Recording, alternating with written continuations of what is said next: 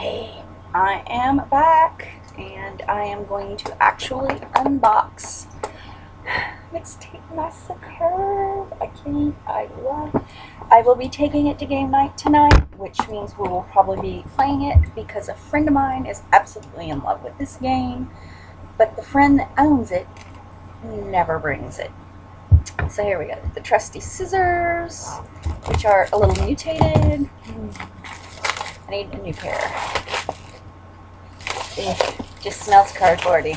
I love the smell of new plastic, and the last game I got from Kickstarter had a very plasticky smell to it because the cards are laminated. I know that's a little weird, but we all have our oddities. That's what makes us gamers. Oops, there went the instructions.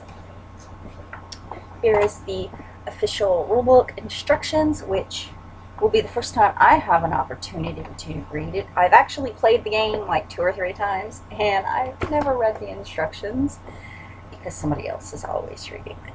And we have the game board. I love this game board because it's very, very 80s campy. You have all the 80s campy locations in there.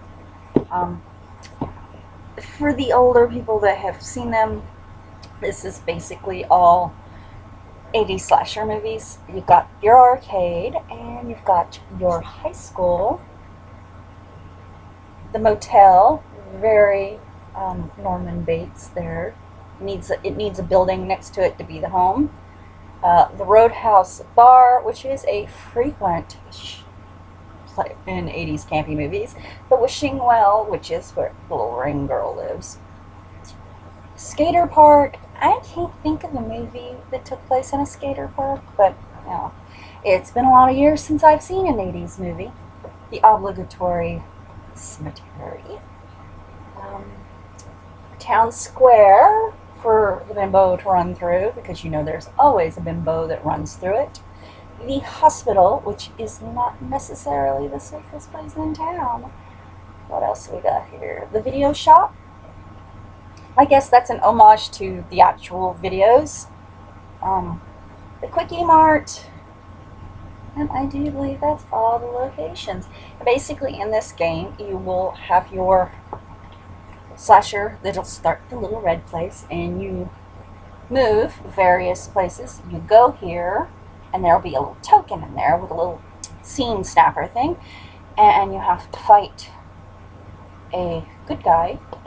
If you win, you get to keep the token. If you lose, you have to go back to start, I think. I haven't read the instructions because I've only played it a couple times, but now that I have a copy, I will read the instructions. And then you have the cardboard cutouts. I love cardboard cutouts. In these cardboard cutouts, this is your life tracker. You will stick, there's a hole in here for your character sheet, and then little pegs where you put your life thing. I'm already popping little cardboard bits out. This is an icon that's for each of your characters because they all have a special thing they do. And then these are your little, oh, I'm dropping things all over the place.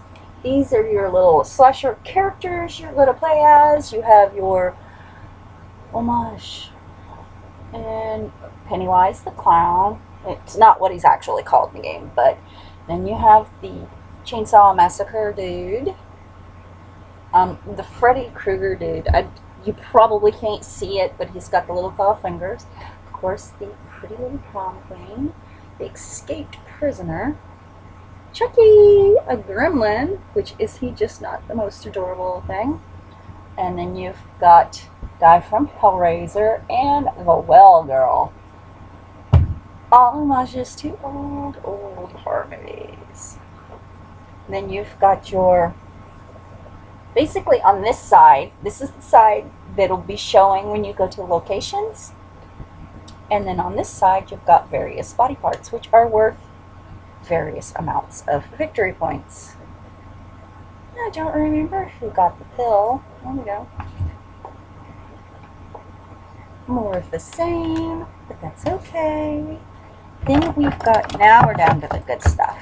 We've got your dice, right? The red one, if I do remember correctly, the red one is movement. And these are all fight dice. When you fight a character, you roll for it. You've got fist. I'll pull one out. That's better. But it's got a fist, a knife, first, and a pentagram on all the dice. I don't remember. I remember fist is hitting them, but I don't remember much else because it's been a while. In this bag is just the little life pegs and the little token holders so that you can hold up your beast. Oh, awesome. They sent me bags. Always great because now I don't have to buy them. And this is part of where the really campy part comes in. You have 2 decks of cards. This one is a little cassette tape. See that? On the back, it's a cassette tape. Bonus tracks. And on the front is various events that happen. Like this one says, look like Jack and Diane ran off behind the shady trees. Move your character to Diamond Lake. There's a place on the board you go to get these, I do believe. Yeah, on the little board you've got your little mixtape symbol. Whenever you land on one of those, you draw one of these cards. Could be good, could be bad. I don't remember all of them, but most of them are automatic things. They haven't right then and there, but some of them you keep. And then when you need to do something, you present the card. Our lovely cheese pizza just for us. Receive 1 health. So you see, that's good. This one you have to go to a nearest player and brawl because you can fight other players because this is not a cooperative game in any way, shape, or form. Movements, scene stoppers. Yeah, it's various good and bad and everywhere in between. And these are VHS tapes, which is how the tapes were long before DVDs. We had VHS tapes. My house is doing some weird colors. I don't know if that's the light or if that's my computer or what, but I just turned green a minute ago. There we go. Now this deck with the little cassette tapes on the back, or VHS tapes, is your encounters. Whenever you go someplace that has a token, you would pull an encounter. And see, that's a little goth boy. It's about to get real dark in here. The victim is open for attack. And then when you attack, you have to roll this many little knives to win. Some of them just, you draw them and they automatically hurt you. You take -2 to your health because the good guys have guns and you do not. A wrestler from the 80s. It's various ones. Some are really easy, some are really hard, some just screw you over straight up. Just like, yeah, nope, sorry, you just got hit by a good guy. Because you are the bad guy. And that is what's in the base set. Which means I will be punching out cardboard for the rest of the day. Yay! Because that is just awesome. I am going to set this to the side for my cat to be used. And now for the expansion pack, which is all new content. I have not seen any of this because it's brand new. I'll have to text my friend to see if she got hers today. I didn't expect to get mine. This one's called the Black Mosque, which is kind of a plaguey death thing, I think. Official rulebook, which is obligatory. Yep, more cassette VHS tapes, more encounters, including the final girl. I'm not sure what the little lips are. That's new. Maybe she kisses it all better. Who knows? Well, I did not see. I think I'm missing something. I should have had. I think I'm missing something for sure. Oh, look. These are the actual character sheets. Sitting in the bottom of the box, didn't even see them. You have Dr. Ravenous, that's a Hannibal Lecter reference. As a weapon of choice, and the pill is for him. Nightmare, from Nightmare on Elm Street, that would be Freddy. Sarah. She's the ring girl, and she's most powerful in the cemetery. Stitches. His weapon of choice is chainsaw from like the Texas Chainsaw Massacre. Thorn. He rips off of Hellraiser series. Buddy. Chucky. Hatchling, which was the Gremlins. Prom Queen could be ripped off any number of 80s horror movies because that was a very popular theme, including Carrie, who set everybody on fire for dumping pig's blood on her. Smiley, who riffs off Stephen King's It. That was closer to the 90s, but it was still in that era of genre. And The Legend.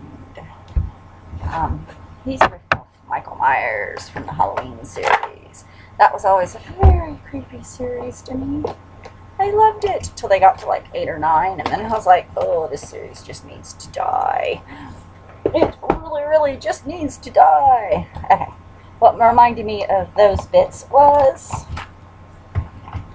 the new character sheets. I know some got unlocked in stretch goals because I love stretch goals. They are awesome.